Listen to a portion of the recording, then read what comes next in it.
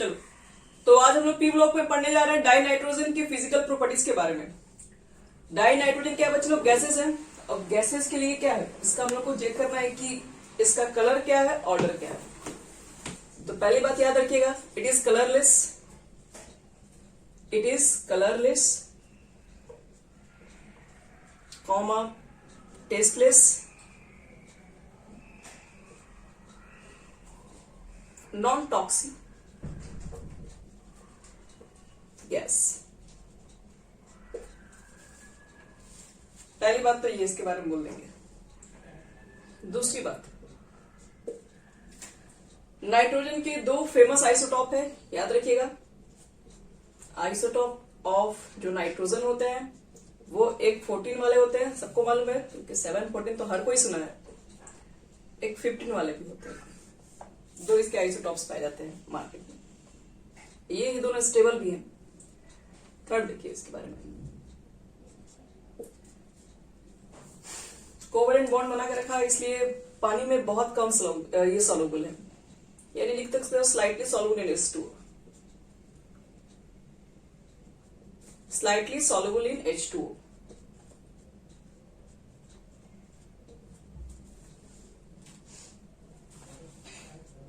Fourth,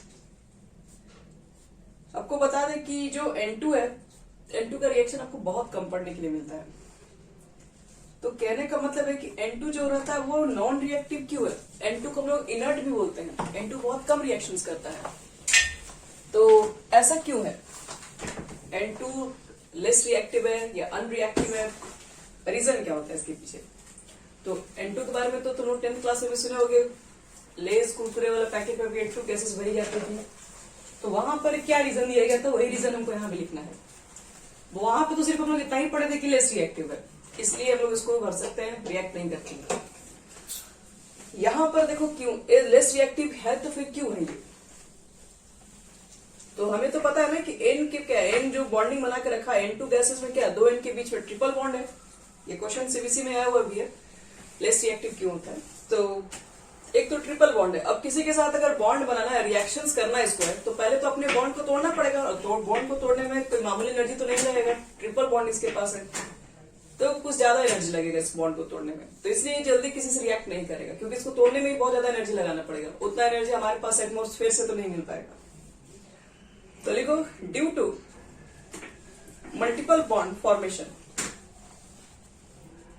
due to multiple bond formation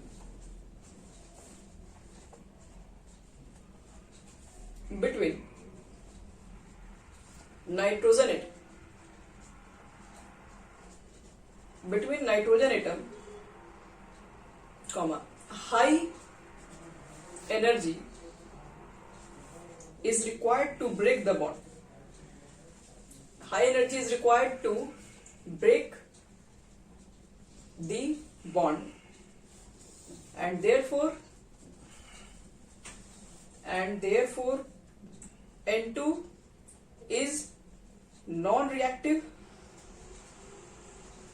at normal temperature.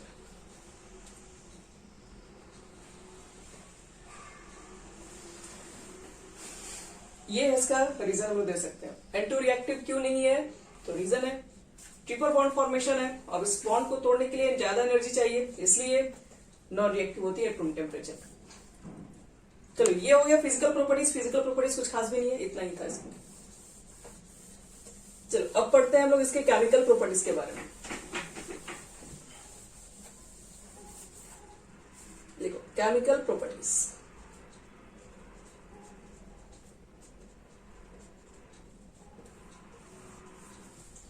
और chemical properties में सबसे first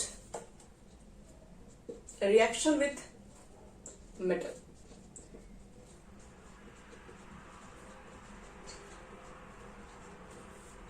active metal लिख दो।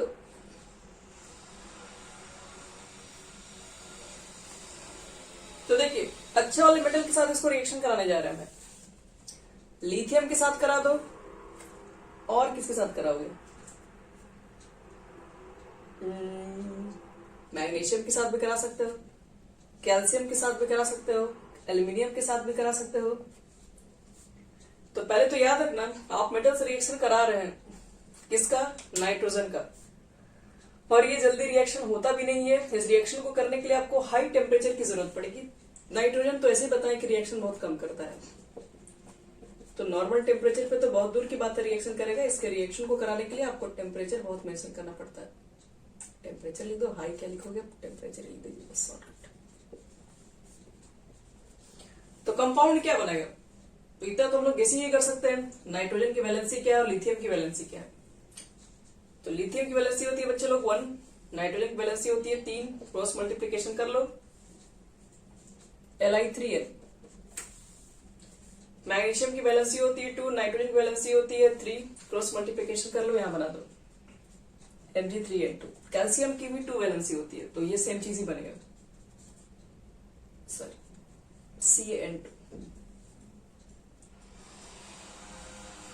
Ca3n2, और एल्यूमिनियम, इसकी वैलेंसी भी 3 और इसकी वैलेंसी भी 3, दोनों कैंसिल, तो Al है।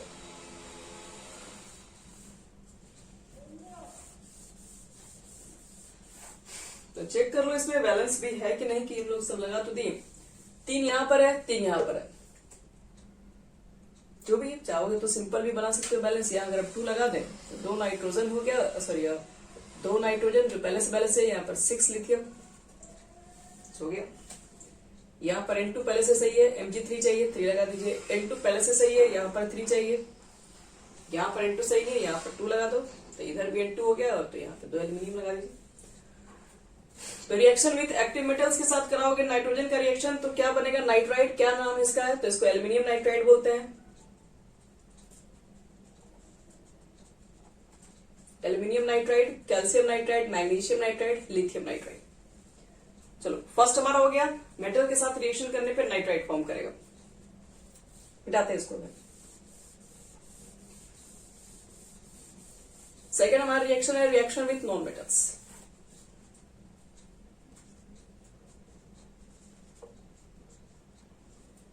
Reaction with non metals.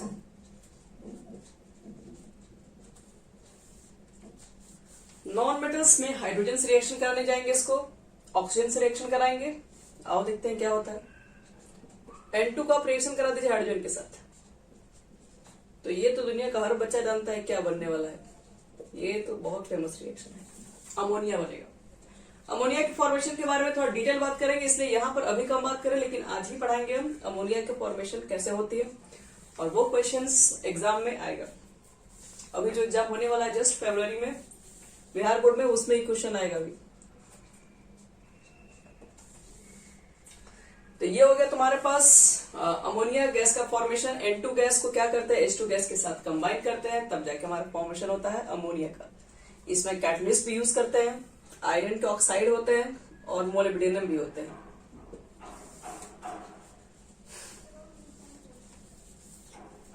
तो एक तो मेटल्स, सॉरी एक नॉन मेटल्स, क्योंकि नाइट्रोजन गैस पहले से नॉन मेटल्स है और रिएक्शन भी नॉन मेटल के साथ कर रहा है, तो यहाँ पर तो बन गया आपके पास अमोनिया गैसेस फॉर्म कर लिया। और ये प्रोसेस का भी नेम है हैबर प्रोसेस, हैबर्स प्रोसेस। देखिए नाम साइंटिस्ट जहां बीच में लग गया वो हो गया, ऐसे ही इंपॉर्टेंट, इस पे क्या सोचना है। इसी का ये देखो, ऐसे का देखो दूसरा, नाइट्रोजन का रिएक्शन करा दो एक और नॉन मेटल के साथ जिसका नाम है ऑक्सीजन।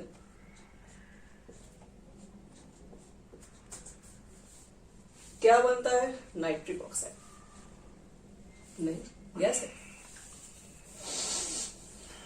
बनेगा बच्चे लोग। यहां पर भी आपका नाइट्रिक ऑक्साइड है।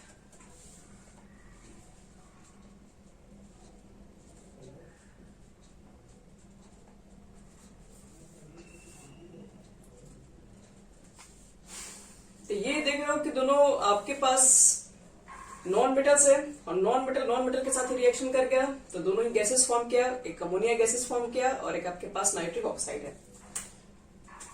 अब बात करने जा रहे हैं, रिएक्शन करवाने जा रहे हैं हमें नाइट्रोजन गैस का एल्यूमिना और कोक के साथ।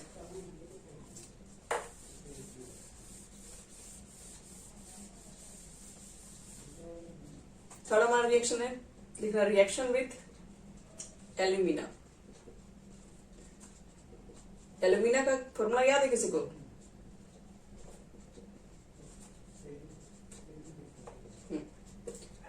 Reaction with alumina in the presence of Coke.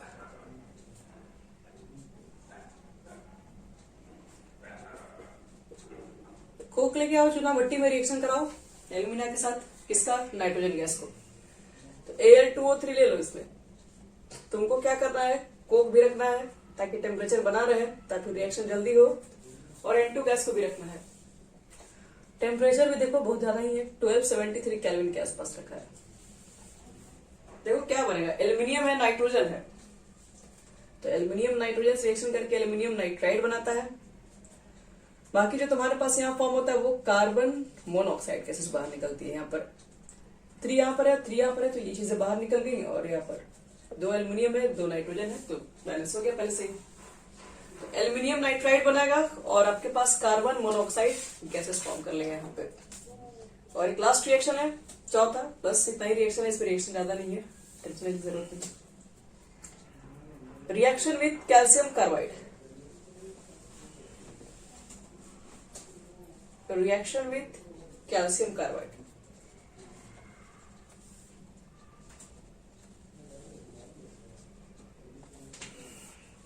Calcium carbide CaC2 reaction करा दो N2 के साथ, नाइट्रोजन जल्दी टूटेगा नहीं, तो टेम्परेचर तो लगा के रखना पड़ेगा। क्या फॉर्म होगा, तो कैल्शियम साइनाइड फॉर्म होता है।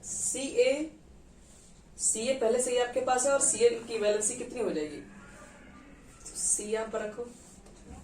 एक मिनट, कैल्शियम साइनाइड की है, साइनाइड साइनामाइड, कैल्शियम साइनामाइड बनेगा Ca, फिर क्या होता है, CN2 होता है।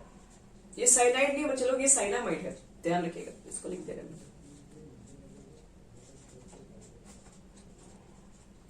कैल्शियम CyAN एमाइड और प्लस कार्बन बाहर कोक के फॉर्म में। देखो ध्यान से, कैल्शियम कार्बाइड को N2 से रिएक्शन करा दोगे तो बन जाएगा कैल्शियम साइनाइड, नहीं है कैल्शियम साइनामाइड है। कैल्शियम साइनाइड रहता तो वैलेंसी सिर्फ CaCN ही लिखते हैं, CaCN2 लिख देते हैं हम लोग होल ट्वाइस, लेकिन ये साइनाइड नहीं है, ये C है और N2 अलग है, ये साइनामाइड हो जाता है। और बस और कुछ यहाँ पर है नहीं, और इस मिक्सचर का एक स्पेशल नेमिंग भी है, हम लिख दे रहे हैं। थोड़ा ये फेमस भी है, नोट्स लिख दो, ये हमारा बहुत इंपॉर्टेंट नोट्स हो जाएगा।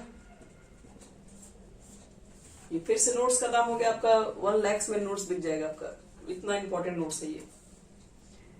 क्या है ये नोट्स, तो CaCN2 अब प्लस कार्बन, ये जो दोनों मिक्सचर होता है इसको हम बोलते हैं नाइट्रोलिम बोलते हैं। नाइट्रोलिम, नाइट्रोलिम क्या है, तो नाइट्रोलिम एक तरह का फर्टिलाइजर है।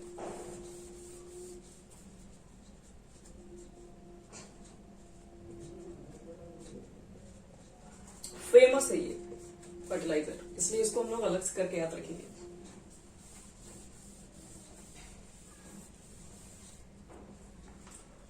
तो हो गया हमारा खत्म, डाई नाइट्रोजन समाप्त हो गया। यानी कि नाइट्रोजन के कंपाउंड में सबसे पहला आपके पास था N2 हो गया कंप्लीट। और सबसे इंपॉर्टेंट आज पढ़ने जा रहे हैं, क्योंकि आज का यही मेरा टॉपिक था, अमोनिया के बारे में। आज हम लोग पूरा अमोनिया के बारे में डिस्कस करेंगे, क्योंकि देखिए अमोनिया ही फेमस है। अगर कहा जाए नाइट्रोजन फैमिली में क्या फॉर्म फेमस है, तो एक अमोनिया होता है और एक नाइट्रिक एसिड है, बाकी कुछ नहीं, आपको बाकी कुछ मिलेगा नहीं। जैसे क्या नाइट्रोजन में कुछ नहीं मिला, 3-4 रिएक्शन है, देखोगे याद हो जाएगा तुम लोग को।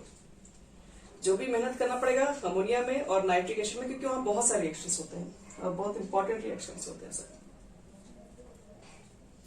तो देखो कौन कौन सा रिएक्शंस में, सबसे पहला तो अमोनिया स्टार्ट करते हैं।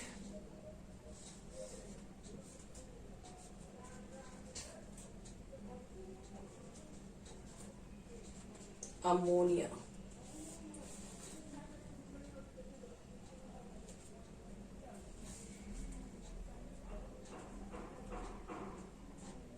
आओ चेक करते हैं अमोनिया किसको कहते हैं। चेक क्या करना है, अमोनिया को जल्दी करते हो, क्या होता है NH3 सब लोग।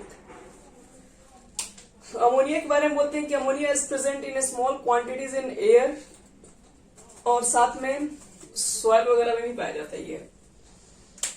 तो सबसे देखो पहला आपको बता रहे हैं मेथड ऑफ प्रिपरेशन, कैसे बनाएंगे, क्योंकि हमारा तो मेन पर्पस सब यही है। इसके बारे में प्रॉपर्टीज अब इसका क्या होता है, रिएक्शन क्या होता है, सिर्फ ये सब तो बहुत पढ़ चुके हैं। सीधे स्टार्ट करते हैं, केमिकल प्रॉपर्टी से बात करते हैं, मेथड ऑफ प्रिपरेशन। मेथड क्या हो गया सबको, प्रिपरेशन। देखो कैसे बनाएंगे, अमोनिया बनाने का पहला मेथड है।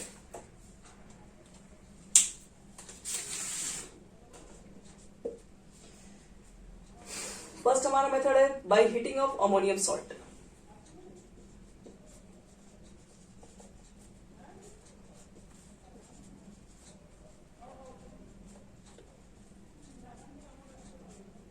With strong base.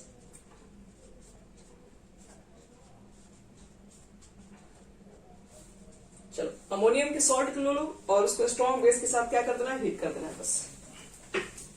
तो पहले अमोनियम के सॉल्ट कौन कौन से ले, देखो NH4Cl ले सकते हो, अमोनियम क्लोराइड भी होता है, और अमोनियम डाइक्रोमेट भी होता है, NH4 का होल ट्वाइस, सॉरी डाइक्रोमेट नहीं, अमोनियम सल्फेट।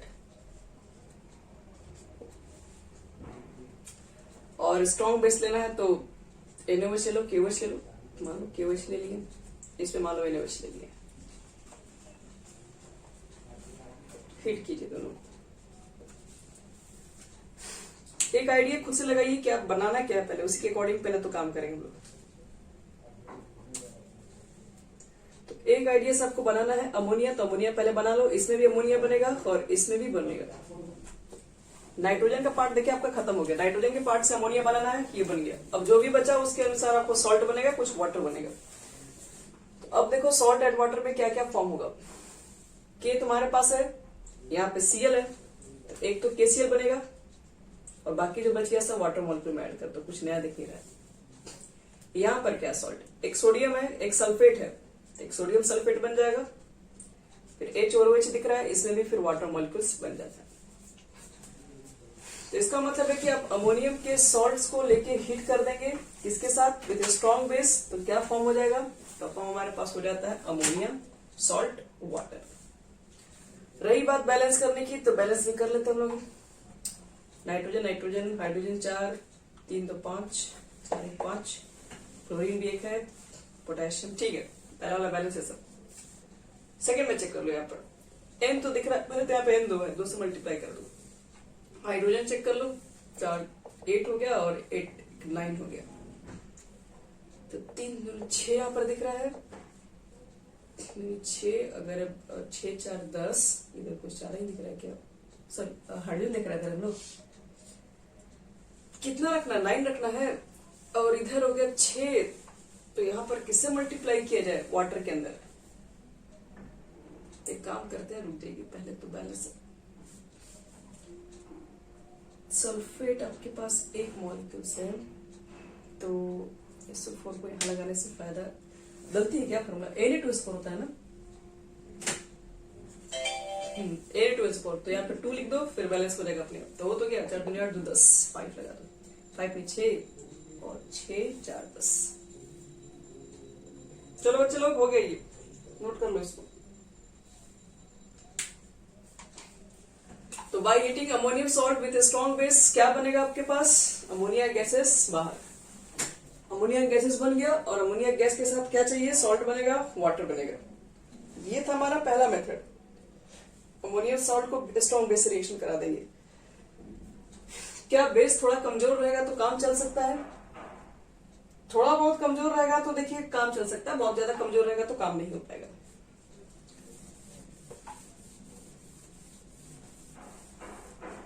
तो यहां देखो, तो अगर मान लो कि अगर लैब में मुझे बनाना है अमोनिया गैसेस, तो लैब में भी यही मेथड यूज होता है, बस वहां पर बेस थोड़ा चेंज हो जाता है। यहां लिख दो लैब मेथड, लिख दो, लैब भी सेम मेथड होता है। लैब में क्या रखेंगे हम लोग, तो लैब में रखते हैं आपके पास NH4Cl, अमोनियम क्लोराइड, लेकिन बेस कैल्शियम हाइड्रोक्साइड लेते हैं, हीट कर दो। वही हमेशा की तरह नाइट्रोजन को बनाना है अमोनिया, बाकी को बनाना है आपके पास सॉल्ट बनाना है, फिर वाटर। बैलेंस कर दो वाटर मॉलिक्यूल्स, 2 वाटर मॉलिक्यूल्स हो जाएगा तो 2 NH3 लगा दे रहे हैं, यहाँ पर आपके पास 2 हो जाएगा।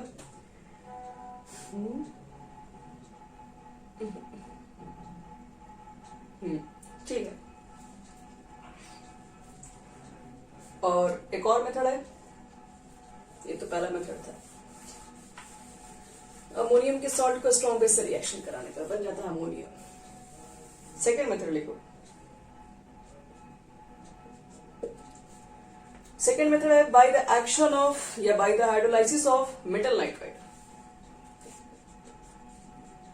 Hydrolysis of metal nitride. Metal nitride को हाइड्रोलाइसिस करवा दो। मेटल नाइट्राइड में तुम्हारे पास क्या हो गया, मैग्नीशियम ले लो, एल्यूमिनियम ले लो, अभी जस्ट हम लोग बनाए थे कुछ देर पहले। मैग्नीशियम नाइट्राइड, एल्यूमिनियम नाइट्राइड को हाइड्रोलाइसिस करा दीजिए, तो क्या बनेगा, बनाना आपको क्या, वही बनाइए, पहले NH3 बना दो, फिर इसमें भी NH3 पहले फॉर्म कर लीजिए। बाकी क्या बना आपके पास, बाकी बचा मैग्नीशियम और बचेगा OH टाइप के ग्रुप्स, तो मैग्नीशियम हाइड्रोक्साइड हो जाएंगे यहाँ पे। क्योंकि इसमें वाटर तो बनाना है नहीं, वाटर तो पहले से ही बना हुआ है। एल्यूमिनियम हाइड्रोक्साइड 3 हो जाएगा यहाँ पे, और बाकी में बैलेंस 6, 2, 3। चलो ये हो गया हमारा पूरा बैलेंस। 2 मेथड बता चुके हैं, और तीसरा मेथड वही जो सबसे इंपॉर्टेंट मेथड है, जिसका नाम है हैवर प्रोसेस। बोले थे इसके बारे में बताने के लिए, और ये क्वेश्चंस आएगा एग्जाम में। याद रहे तो बच्चे ठीक है, नहीं याद है तो एक बार देख लो। इसका कोई ट्रिक नहीं है, कोई ऑर्गेनिक रिएक्शन नहीं है कि आप इसमें हर ट्रिक खोल के बना सकते हैं। बस थोड़ा सा प्रैक्टिस कर लोगे, अपने आप याद हो जाएगा।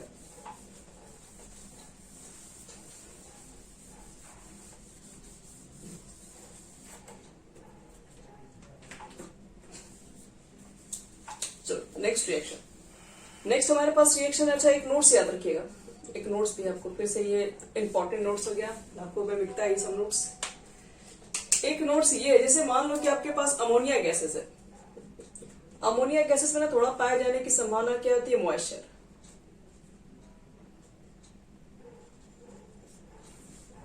तो मॉइस्चर, अगर मान लो कि अमोनिया गैसेस है तो मॉइस्चर प्रेजेंट भी होती है। तो गैसेस मान लो कि अमोनिया गैसेस में मॉइस्चर प्रेजेंट है, तो हम चाहते हैं ये मॉइस्चर को हटाना, क्योंकि हमारा नुकसान कर देगा मॉइस्चर। हमें कुछ बनाना अगर हुआ अमोनिया से, अगर मॉइस्चर भी प्रेजेंट है तो वो अच्छी चीज अच्छे अमाउंट में नहीं बन पाएगा, कुछ नुकसान भी हमारा हो सकता है। इसलिए हमें क्या करना पड़ेगा, अमोनिया गैस में से हमको निकालना पड़ेगा moisture.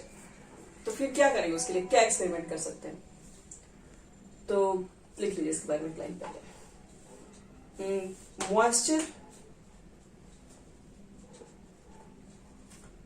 Moisture present in ammonia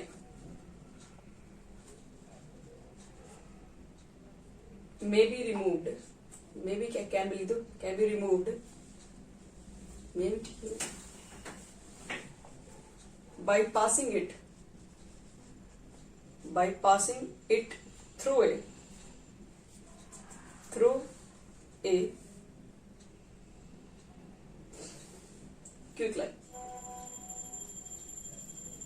quick line, यानी कि CaO, कैल्शियम ऑक्साइड। देखो अगर मान लो कि अमोनिया गैसेस के अंदर अगर मॉइस्चर प्रेजेंट है, तो हम क्या करें, हम चाहते हैं मॉइस्चर को हटा दे वो। अब मॉइस्चर वो कैसे हटेगा, तो मॉइस्चर तो उसी से हटा सकते हैं जो कि उसके मॉइस्चर से रिएक्ट कर जाए, ना कि अमोनिया से। अमोनिया से रिएक्ट कर जाएगा तो बच्चे गड़बड़ा जाएगा फिर, क्योंकि हमको चाहिए अमोनिया बना देगा कुछ और कंपाउंड। हमें तो ऐसा चीज के साथ रिएक्शन करवाना है कि सिर्फ वाटर उसका हट गया, अमोनिया जैसे एकदम अमोनिया सेम टू सेम वही आ जाए। तो आप क्या कर दो, क्विक लाइन पास कर दो। क्विक लाइन में जैसे अमोनिया गैसेस पास करोगे तो क्विक लाइन खुद भी एक बेस है, और अच्छी तरह से मालूम है आपको कि अमोनिया भी एक बेस है, और बेस और बेस आपस में रिएक्शन करने तो नहीं आएंगे। इसलिए ये क्या होता है कि ये बेस और इसका वाटर मॉलिक्यूल्स ये क्या कर लेगा, आपका अब्सॉर्ब कर लेगा calcium hydroxide, sorry calcium oxide, और आपका अमोनिया गैसेस मॉइस्चर फ्री हो जाएगा। लेकिन एक गलती आप मत कीजिएगा, क्योंकि जानते हैं कि आप वाटर को ऑब्जर्व करने के लिए अपने कैल्शियम ऑक्साइड तो यूज कर लिया, क्विक लाइन यूज किया, आप लोग पढ़े हैं ऑर्गेनिक केमिस्ट्री में वाटर को ऑब्जर्व करने के और भी तरीके हैं। पहला तरीका H2SO4, कौन H2SO4 को हम लोग देखोगे कि अल्कोहल वगैरह में डालते थे, अच्छा खासा वाटर मॉलिक्यूल को ऑब्जर्व करके एल्कीन वगैरह बना लेते थे। और भी कोई डिहाइड्रेटिंग एजेंट आपके पास है? P2O5, P2O5 भी एक डिहाइड्रेटिंग एजेंट है, ये भी अच्छा खासा वाटर मॉलिक्यूल को क्या करता है, ऑब्जर्व कर लेता है इसी तरीके से। फिर वही आप लोग सुने होंगे calcium chloride, anhydrous calcium chloride, ये भी वाटर मॉलिक्यूल को ऑब्जर्व करता है। ये तीनों वाटर मॉलिक्यूल को ऑब्जर्व करने वाले बंदे हैं, इसको हम लोग पढ़े हैं ऑर्गेनिक केमिस्ट्री में। यहां पर काम नहीं आएंगे, कारण क्या है, तो मॉइस्चर में हम लोग सिर्फ क्विक लाइम का यूज करते हैं, ये सब यूज क्यों नहीं कर सकते, ये भी तो वाटर को ऑब्जर्व करने का काम करते हैं। तो खुद ये एक बेस है, समझ रहे हो, ये H2SO4 डालोगे तो खुद ही एसिड से रिएक्शन कर जाएगा, अमोनियम सल्फेट बना देगा, इसलिए पहला वाला कैंसिल हो गया, पहला नहीं कर सकते हैं। दूसरा वाला, जैसे हम लोग अगर मान लो कि इसके अंदर P2O5 के साथ डाल दें तो वो बना लेता है H3PO4। H3PO4 मतलब एक आपके पास कंपाउंड बन जाता है H3PO4 का, और वो रिएक्ट कर जाता है अमोनिया के साथ और बना लेता है अमोनियम पेंटाफॉस्फेट।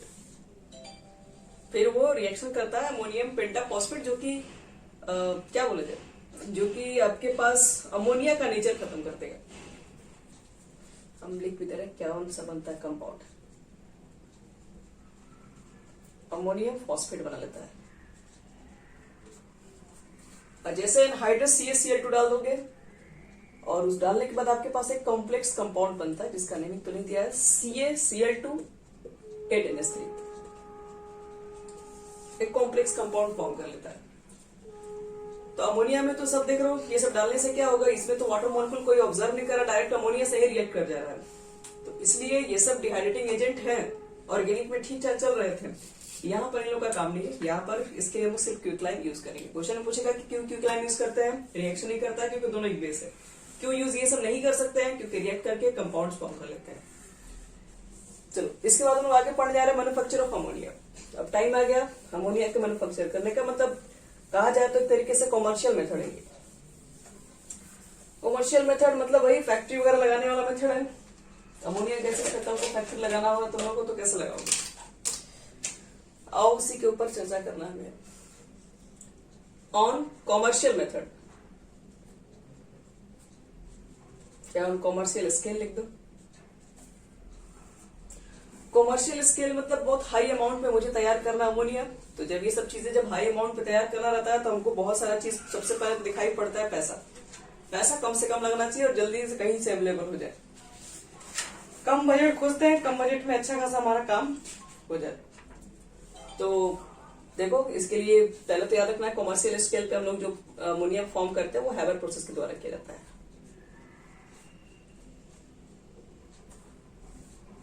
क्या होता है, एक simple ammonia gas nitrogen gas लेते हैं।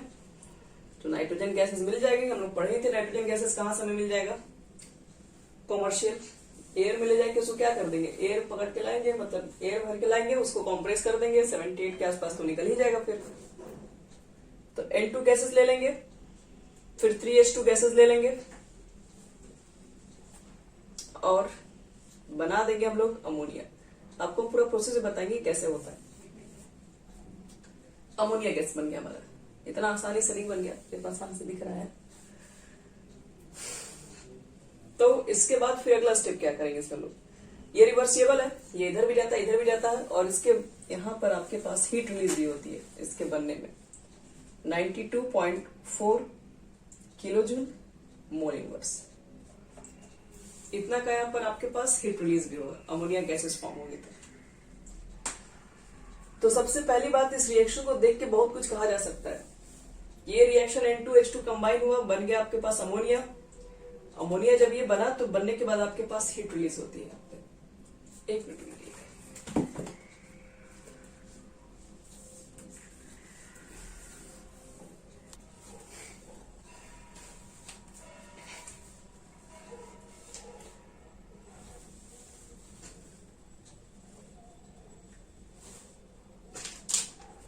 देखिए यहाँ पर, तो आपसे क्वेश्चन देखो इसमें क्या क्या पूछा जाएगा वो हम बता रहे हैं हैबर प्रोसेस में। सबसे पहले आपसे यहाँ पर पूछा जाता है कि आपको बनाना जब अमोनिया गैसेस है तो टेम्परेचर कैसा रख के चले, प्रेशर, और क्या कुछ कैटलिस्ट की रिक्वायरमेंट्स है या नहीं है, इस तरह की कैटलिस्ट की रिक्वायरमेंट्स हमें होगी। तो ये सब क्वेश्चन क्या कहता है इसके अंदर पूछा जाता है आपसे। अमोनिया के मैन्युफैक्चर में ऐसे ऐसे क्वेश्चन आते ही हैं। हाँ, 92.4 किलोजूल मोल इनवर्स। तो पहले देखो बच्चों ध्यान से, ये रिएक्शन है रिवर्सिबल। पहले आपको बता रहे हैं कि अमोनिया मैन्युफैक्चर ज्यादा हो, मतलब ज्यादा से ज्यादा अमाउंट में अमोनिया निकले इंडस्ट्री में, तो हम ऐसा क्या वर्क करें, हम ऐसा क्या क्या चीजें लेके चले, क्या क्या चीजें हमें मेंटेन करनी पड़ेगी। आपसे क्वेश्चन ये पूछ जाता है कि ऑप्टिमम कंडीशन क्या है अमोनिया के मैन्युफैक्चर करने में। ऑप्टिमम कंडीशन क्या रखे, मतलब कैसा टेम्परेचर लेके चले, कैसा प्रेशर होना चाहिए, क्या कैटलिस्ट होना चाहिए, ये हर चीज पे फोकस करना होगा। तो सबसे पहले लोग देख के क्या बोलेंगे, एक रिवर्सिबल रिएक्शन है और साथ में ये एक्सोथर्मिक रिएक्शन भी है। एक्सोथर्मिक क्यों, क्योंकि यहाँ पे हीट रिलीज हो रहा है, जो हीट रिलीज करेगा वो एक्सोथर्मिक प्रोसेस कहलाता है। तो पहले एक लाइन लिख दे रहे हैं, this is reversible exothermic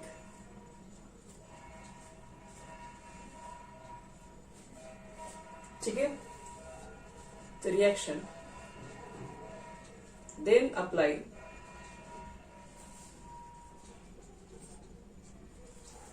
Lichet-Lyer's principle.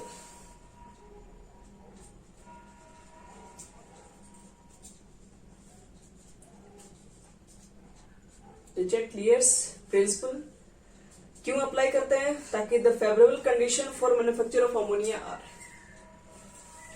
हमें फेवरेबल कंडीशन मालूम कर सके इसलिए।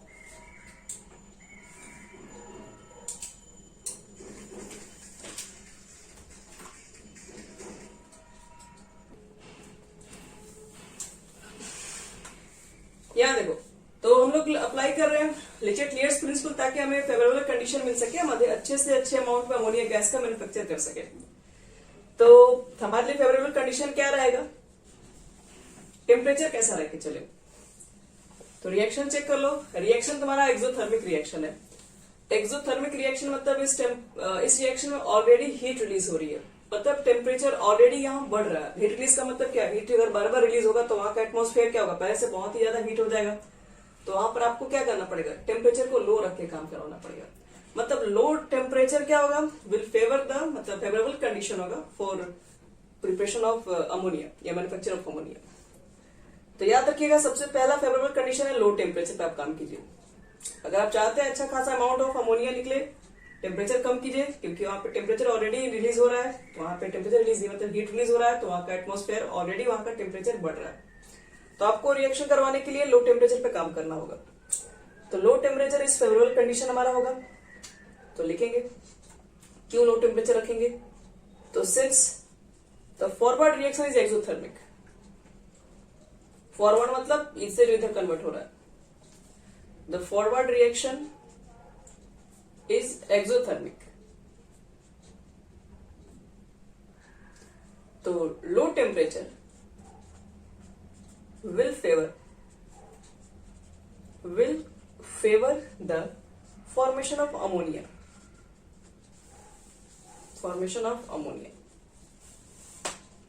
अगर किसी ने पूछ लिया कि लो टेम्परेचर मतलब कितना टेम्परेचर, तो वो टेम्परेचर अराउंड आपको होना चाहिए 700 केल्विन के आसपास। ये इसका ऑप्टिमम कंडीशन है।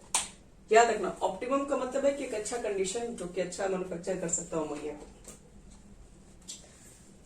चलिए, टेम्परेचर के बारे में बात हो गई। एक्सोथर्मिक रिएक्शन है तो टेम्परेचर कम रख के बनाएंगे तो हमारा ज्यादा फायदा रहेगा। सेकेंड बात, अब गैसेस है बच्चे लोग, तो प्रेशर के बारे में बात तो होगा ही होगा। तो सेकेंड बात करते हैं प्रेशर के बारे में। प्रेशर क्या लेके चले, तो प्रेशर कहा जाता है कि हाई प्रेशर रिक्वायर्ड होगा आपको। अब बात करते हैं हाई प्रेशर ही क्यों जरूरत पड़ेगा हमें।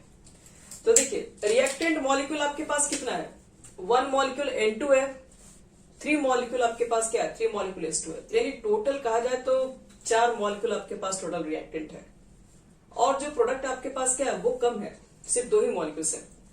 तो अगर आप प्रेशर ज्यादा लेके काम करेंगे तो ये जल्दी इसमें कन्वर्ट होगा, क्योंकि इधर कम है। इधर ज्यादा मॉलिक्यूल्स उधर मॉलिक्यूल्स कम है, तो आपके प्रेशर ज्यादा अप्लाई करोगे तो ये मॉलिक्यूल जल्दी से कंबाइन होकर उसमें कन्वर्ट होंगे, मतलब ज्यादा से ज्यादा प्रोडक्ट बना पाएंगे। याद रखिएगा, अगर प्रेशर अगर कम लगाओगे तो फिर ये जल्दी कंबाइन नहीं होंगे, आराम से कंबाइन होंगे तो आपको टाइम ज्यादा लग सकता है। तो कभी भी अगर रिएक्टेंट की तरफ आप चेक कर लिए, प्रेशर जब भी चेक करना होता है तो उसके डायरेक्टली नंबर देख लेते हैं दोनों तरफ। जिधर आपके पास मोल्स के नंबर कम है, जैसे यहाँ पर ज्यादा इधर कम है, तो अगर आपको इससे ये बनाना है तो ज्यादा से अगर इसमें जाना है तो आपको क्या करना पड़ेगा, इससे इधर जाने के इधर ज्यादा मॉलिक्यूल्स हैं, इसमें कन्वर्ट करना है तो आपको प्रेशर को ज्यादा रखना पड़ेगा ताकि जल्दी मॉलिक्यूल्स रिएक्ट करके फॉर्मेशन प्रोडक्ट में कन्वर्ट हो सके। तो इसको हम लोग वॉल्यूम पर भी देखते हैं। यहाँ पर वॉल्यूम गैसियस वॉल्यूम ज्यादा है और यहाँ पर गैसियस वॉल्यूम कम है। तो आप देखते हैं कि इक्विलिब्रियम क्या करता है, जेट-लियर्स प्रिंसिपल कहाँ पढ़ते हैं, इक्विलिब्रियम चैप्टर में पढ़ते हैं। यहाँ पर वन वॉल्यूम N2 है, 3 वॉल्यूम S2 है, तो वॉल्यूम यहाँ पर रिएक्टेंट का तो ज्यादा दिख रहा है, यह वॉल्यूम जो प्रोडक्ट है वो काफी कम है। तो इक्विलिब्रियम कंडीशन क्या करेगा, अपने आप को बैलेंस करेगा। तो अपने आप को बैलेंस करने के लिए क्या करेगा वो, तो ज्यादा वाले इसको कम वाले में कन्वर्ट करेगा, क्योंकि इक्विलिब्रियम क्या डिस्टर्ब हो गया। इक्विलिब्रियम हमेशा चाहता है आपका रिएक्शन रिवर्सिबल है, तो रिवर्सिबल है तो यहाँ पर इक्विलिब्रियम एस्टेब्लिश हो जाएगा, और इक्विलिब्रियम एस्टेब्लिश होगा तो ज्यादा वाले को कम वाले की तरफ ट्रांसफर कर देगा। तो हाई प्रेशर अगर रखिएगा तो ये चीजें जल्दी होगी, आपके फेवर में होगी। तो लिखो हाई प्रेशर क्यों जरूरत पड़ेगा, तो सेस लिख देना फॉरवर्ड रिएक्शन, सेस फॉरवर्ड रिएक्शन, सेस forward reaction occurs with decrease in volume, with decrease in volume। जो आपका फॉरवर्ड रिएक्शन है उसकी वॉल्यूम कम है, वॉल्यूम कम है तो उसकी वॉल्यूम को बढ़ाना पड़ेगा। उसकी वॉल्यूम कैसे बढ़ेगी, तो जल्दी जल्दी कंबाइन होगा तो बढ़ेगी, इसका मतलब है प्रेशर ज्यादा रखना पड़ेगा। तो since forward reaction occurs with decrease in volume comma high pressure,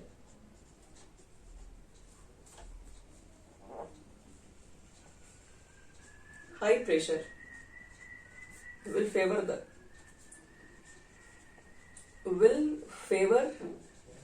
the formation of ammonia, formation of ammonia।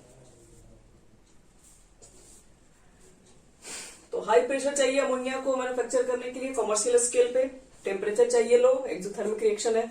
अब कितना चाहिए प्रेशर वो भी बता दीजिए अगर हाई प्रेशर लगाएंगे तो इसमें प्रेशर अराउंड होगा 200 into 10 to the power 5 pascal, या फिर 200 ATM बोलते हैं, यह ऑप्टिमम प्रेशर होगा। थर्ड और लास्ट, थर्ड देखो क्या कंडीशन रखना है। थर्ड ये बोल रहा है कि कैटलिस्ट। अब भाई कैटलिस्ट की क्या जरूरत है, इसमें कैटलिस्ट की जरूरत बहुत है। एक तो आप रिएक्शन करवा रहे हैं लो टेम्परेचर पे, तो लो टेम्परेचर पे रिएक्शन कराओगे तो जल्दी रिएक्शन कैसे होगा। अब मान लो तुम लोग घर में रोटी बना रहे हो बैठ के, और आंच को बहुत मान लो जो भी आ रहा है गैस में वो बहुत एकदम सी मतलब बहुत कम करके रखे। बनने के लिए तो बनेगा ही रोटी आपका, लेकिन बहुत टाइम जाएगा। एक तो बहुत रिएक्शन ही बहुत स्लो होगा। तो आपको कंपनी खोलना है, मार्केट में इसको फैक्ट्री लगाकर बेचना है, और आप इतना स्लो काम करेंगे तो फिर तो बनेगा ही नहीं। तो हम तो चाहेंगे ना कि फास्ट, एकदम काफी फास्ट बने, जितना ज्यादा बन सके और जितना जल्दी बन सके। तो उसके लिए क्या करोगे, टेम्परेचर कम लेके चल रहे हो, क्योंकि एटमॉस्फेयर का टेम्परेचर काफी बढ़ जा रहा है, उसके अगल बगल के सराउंडिंग का टेम्परेचर बहुत बढ़ जा रहा है, इसलिए लो टेम्परेचर पर रिएक्शन करा रहे हो। लेट टेम्परेचर पर रिएक्शन पे क्या होता है कि जल्दी मैन्युफैक्चर ज्यादा नहीं हो पा रहा है, तो अब हम लोग को डालना पड़ेगा उसमें कैटलिस्ट। कैटलिस्ट अब क्या करता है, इंक्रीज कर देता है रेट ऑफ रिएक्शंस को। तो हम लोग को बस ये जानना है कि यहाँ पर कौन सा कैटलिस्ट यूज करते हैं ताकि इस रिएक्शन के रेट को इंक्रीज करा सके। तो पहले लिख लेते हैं एक लाइन इसके बारे में, लिखो the rate of reaction, the rate of reaction is fairly low, is fairly low around 700 kelvin. 700 kelvin पर जो रेट ऑफ रिएक्शन बनने की वो बहुत लो होती है। तो it is increased, it is increased, इसको इंक्रीज कर सकते हैं बाय यूजिंग, क्या यूज कर सकते हैं, तो आयरन ऑक्साइड, जो कुछ देर पहले इसी के बारे में बताए थे, आयरन ऑक्साइड था, iron oxide as a catalyst. उसके साथ आप चाहे तो और भी मिला सकते हैं with A small amount of iron के साथ साथ आप चाहेंगे तो K2O एल्यूमिनियम ऑक्साइड का भी पाउडर ले लो। और सम टाइम आपको मोलिब्डेनम भी यूज करना पड़ता है। Some time molybdenum MO is used as a promoter, is used as a promoter।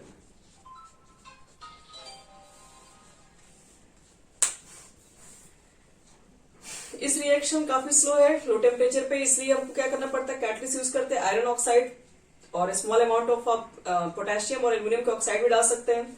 और बार बार अब इस कैटलिस्ट का आप यूज करेंगे तो क्या होगा, कैटलिस्ट का रेट भी धीरे धीरे कम होने लगता है। उस कैटलिस्ट के रेट को बढ़ाने के लिए फिर आपको मोलिब्डेनम भी डालना पड़ता है ताकि कैटलिस्ट के स्पीड को, रेट को इंक्रीज करा सके। तो ये सब चीजें हमको क्या है, मैन्युफैक्चर ऑफ अमोनिया में जरूरत पड़ती है। और कंडीशन आपसे क्वेश्चन में यही पूछा जाता है एग्जामिनेशन में कि अमोनिया कैसे बनता है, उसके मैन्युफैक्चर का सारे प्रोसेस बताएं और उसके लिए क्या क्या कंडीशन ऑप्टिमम है। तो ऑप्टिमम कंडीशन पर डिस्कस करने के लिए क्वेश्चन बहुत जगह पूछा गया, सिर्फ एग्जाम में नहीं, एग्जाम के बाहर से भी क्वेश्चन आते हैं इस पे। ये पूरा आपका हो गया। हाँ, K2 एंड Al2O3 भी रहता है कैटलिस्ट में। बुक वगैरह में देखोगे तो मिल जाएगा, ये इस तरह का देखो दिखा रहे हैं।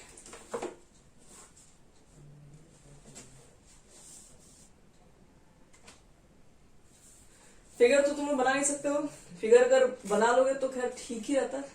फोटो आप लोग ले लीजिए, घर पे आराम से एकदम सुंदर सा फोटो बना सकते हो। यहाँ से इससे H2 गैस और यहाँ पे N2 गैस दिखाई दे रहा है कि यहाँ से जा रहा है आपको H2 गैस N2 गैस। हम लोग क्या करते हैं, पहले हम लोग यहाँ पर कॉम्प्रेशन में रखते हैं, फिर यहाँ पर क्या होता है, इसको हम लोग फिर पास करते हैं कैटलिस्ट चैम्बर ट्यूब में, जहां पर क्या क्या रहता है। तो कैटलिस्ट में आपके पास आयरन के कैटलिस्ट है, एल्यूमिनियम ऑक्साइड भी उसके अंदर है और K2O भी डाला गया है। तो कैटलिस्ट में आपको पास कर दिया जाता है इसके अंदर। और यहाँ पर क्या बनता है, यहाँ पर अमोनिया गैस फॉर्मेशन होता है, लेकिन यहाँ पूरी तरीके से अमोनिया गैस फॉर्मेशन नहीं होता है। यहाँ पर अमोनिया गैस भी बनता है, तो अमोनिया कहा जाए गैस तो 10% बस अमोनिया गैस बनता है, बाकी N2 और H2 ही रहता है। देखो पहले N2 और H2 गैस, ये आपका इंडस्ट्री वगैरह इंडस्ट्रियल चीजें हैं। ये N2 गैसेस पाइप के थ्रू पास कर दिए, ठीक है। इसको क्या कर दिया गया, गैसेस इसको कंप्रेस कर दिया गया, तो कंप्रेशर यहाँ पर है। उसके बाद क्या किया कि इसको फिर आगे इस ट्यूब को पास किया गया, यहाँ पर कैटलिस्ट चैम्बर में पास किया गया। कैटलिस्ट से पास किया गया तो N2 और H2 कंबाइन होकर बना दिया अमोनिया। लेकिन यहाँ पर भी आपके पास 100% नहीं बनता है, कुछ अमाउंट बनता है अमोनिया का, बाकी अमाउंट ऑफ N2 और H2 में ही रहता है।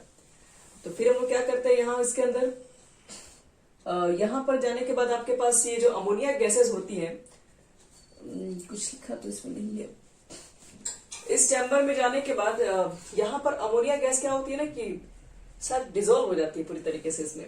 और बाकी आपके पास N2 गैसेस, N2 जो H2 गैसेस हैं वो फिर से यहाँ पर क्या होती है, फिर से यहाँ पर बाहर निकल जाता है, इस पंप में फिर आता है, फिर ये पंप से फिर वापस इसमें आता है और फिर ये वही 10% फिर अमोनिया गैसेस निकलेगा, फिर वो यहाँ पर एब्जॉर्ब हो जाती है और फिर N2।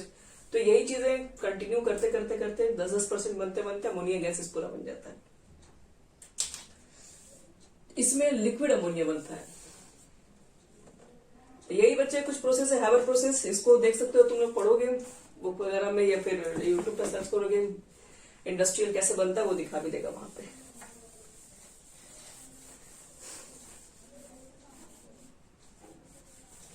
अब देख लो इसकी कुछ प्रॉपर्टीज बताते रहे। केमिकल तो ज्यादा प्रॉपर्टीज है, केमिकल का भी आपको नेक्स्ट क्लास में इसको डिस्कस कर लेंगे इसका।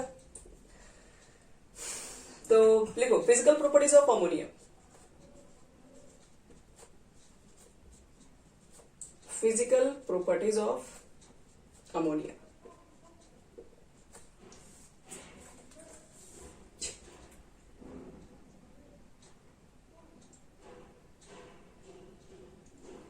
चलिए फिजिकल प्रॉपर्टीज में क्या क्या हम लोग देखते हैं। तो पहली बात कि अमोनिया फिर से वही कलरलेस गैस है, इट इज कलरलेस।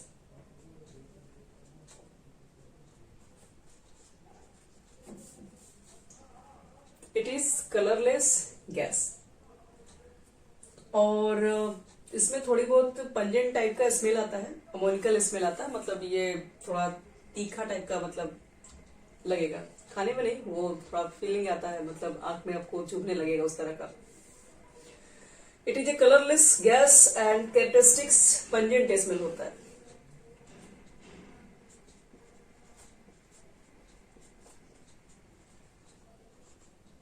स्मॉल नहीं, स्मेल। दूसरी बात, it is lighter than air.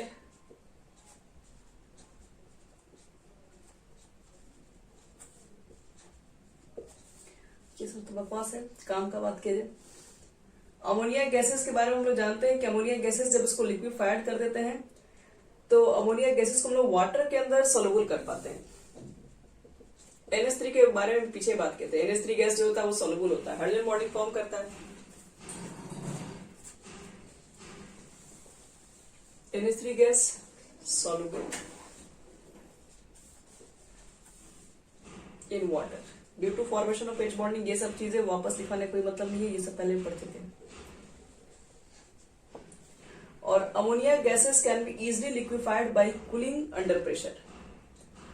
अच्छा हाँ, वही चीज हमको बताना था कि वो इजिली लिक्विफाइड, वो जो आपके पास जो लास्ट वाला जो दिखाए थे जहां पर ऑब्जर्व नहीं होता उसमें, वो जो NH3 जो वहां पे जाने के बाद वो क्या होता है, इजिली क्या हो जाता है, कूल हो जाता है, लिक्विड में कन्वर्ट हो जाता है। बाकी आपके पास N2 गैस और H2 गैस ये आसानी से कन्वर्ट नहीं हो पाते। तो ammonia gas can be easily liquefied